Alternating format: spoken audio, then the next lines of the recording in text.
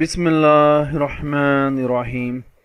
السلام علیکم ناظرین میں آپ کو اپنے چینل جس کا نام ہے بیسک پاکستانی لاز ان اردو، اس میں خوش آمدید کہتا ہوں اور امید کرتا ہوں کہ آپ سب اللہ تعالیٰ کے فضل و کرم سے خیر و عافیت سے ہوں گے، اور اللہ تعالیٰ سے دعا کرتا ہوں کہ اللہ تعالیٰ آپ کے لیے ہر نیک کام میں آسانیاں فرمائے، آمین ثم آمین۔ ناظرین، پچھلی ویڈیو میں نے آپ سے وعدہ کیا تھا کہ میں ایف آئی آر درج کروانے والے کی ذمہ داری کے بارے میں، ان کی کیا ذمہ داری ہوتی ہے اس کے بارے میں ویڈیو بناؤں گا۔ تو آج یہ ویڈیو وہی والی ہے جس کا میں نے آپ سے وعدہ کیا تھا۔ اس ویڈیو کا موضوع ہے ایف آئی آر درج کرانے والے کی ذمہ داری۔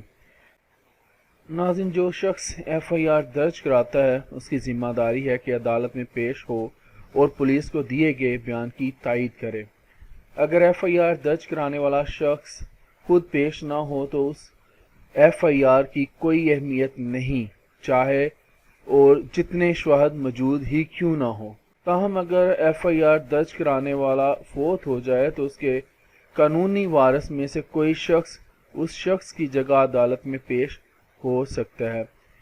ناظرین، مزید تفصیل کے لیے 2018 کا جو پی سی آر ایل جے ہے اس کا نوٹ ہے 31 اور 36، یہ آپ ملاحظہ کریں، اس میں آپ کو اس کی پوری تفصیل مل جائے گی۔ تو ناظرین، آج کے لیے اتنا ہی۔ زندہ رہا تو آپ کے ساتھ پھر انشاءاللہ اگلی ویڈیوز میں ملاقات ہوگی۔ اجازت دیجیے، اللہ حافظ۔